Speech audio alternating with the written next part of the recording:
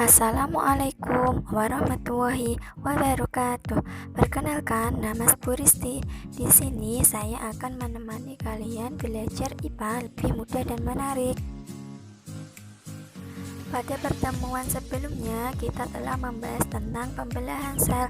Kali ini kita akan belajar tentang organ sistem reproduksi manusia.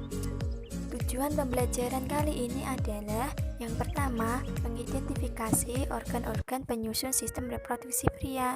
Yang kedua, menjelaskan fungsi organ-organ penyusun sistem reproduksi pria. Yang ketiga, menjelaskan proses pembentukan sel sperma atau spermatogenesis. Pembahasan materi kali ini kita yaitu yang pertama organ reproduksi pria, yang kedua spermatogenesis atau proses pembentukan sel sperma. Organ reproduksi pria dibagi menjadi dua, yaitu organ reproduksi eksternal atau luar dan organ reproduksi internal atau dalam. Organ reproduksi luar yaitu organ reproduksi yang terletak pada bagian luar tubuh dan dapat diamati secara langsung. Sedangkan organ reproduksi dalam yaitu organ reproduksi yang terletak pada bagian dalam tubuh dan tidak dapat diamati secara langsung. Organ reproduksi luar terdiri dari penis dan skrotum, sedangkan organ reproduksi dalam terdiri dari testis, saluran reproduksi, dan kelenjar kelamin. Berikut adalah organ-organ penyusun sistem reproduksi pria. Yang pertama, penis adalah organ yang berfungsi sebagai alat kopulasi. Penis terdapat pada bagian luar organ reproduksi pria yang berfungsi sebagai saluran kencing atau urin dan saluran sperma. Yang kedua ada skrotum, bagian seperti kantung yang di dalamnya terdapat testis, berfungsi menjaga suhu testis agar sesuai untuk produksi sperma. Yang ketiga, testis, bagian yang bentuknya bulat telur yang tersimpan dalam skrotum, berfungsi untuk memproduksi sperma dan hormon testosteron. Yang keempat, epididymis, saluran yang keluar dari testis yang berbentuk seperti tanda koma dengan ukuran kurang lebih 4 cm, berfungsi sebagai tempat penyimpanan sperma sementara. Yang kelima, vas deferens, saluran panjang yang mengarah ke atas dan merupakan lanjutan dari epididymis yang berfungsi menghubungkan epididymis dan uretra. Yang keenam, uretra, saluran yang terdapat dalam penis, merupakan akhir dari saluran reproduksi yang berfungsi sebagai saluran keluarnya sperma dan urin.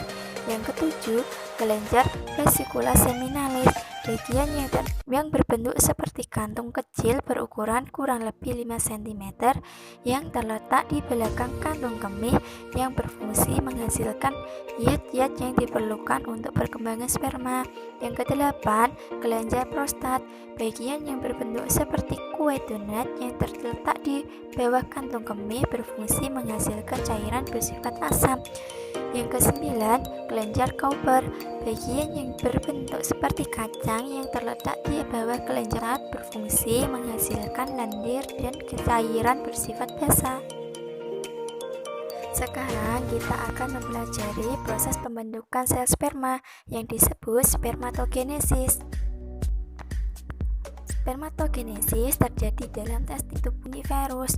Spermatogenesis dimulai dari pertumbuhan sel induk yang disebut spermatogenium yang membelah secara mitosis menjadi spermatosit primer. Selanjutnya, spermatosit primer akan membelah secara meiosis 1 menjadi 2 spermatosit sekunder. Masih ingat pembelahan sebelumnya? Jumlah kromosom saat mitosis tidak mengalami perubahan atau tetap 2N, dibaca diploid. Sedangkan jumlah kromosom saat terjadi meiosis berkurang setengahnya menjadi N atau haploid.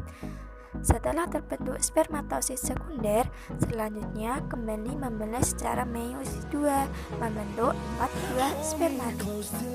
Spermatid akan mengalami perubahan struktur menjadi spermatozoa atau sperma. Bentuknya mirip seperti kecebong ya. Nah, Itulah proses pembentukan sel sperma atau spermatogenesis pada pria. Nah, dalam satu kali spermatogenesis dapat dihasilkan 4 sperma. Dalam satu hari, testis akan menghasilkan 200-300 juta sel sperma tiap hari. Proses pembentukan spermatogenesis berlangsung dari masa pubertas sampai seumur hidup seorang pria. Baiklah anak-anak kelas 9 semua, untuk materi organ reproduksi pria sudah selesai. Pertemuan selanjutnya kita akan membahas tentang organ reproduksi wanita dan oogenesis. Sekian dari saya, semoga dapat bermanfaat. Wassalamualaikum warahmatullahi wabarakatuh. Tetap semangat belajar ya.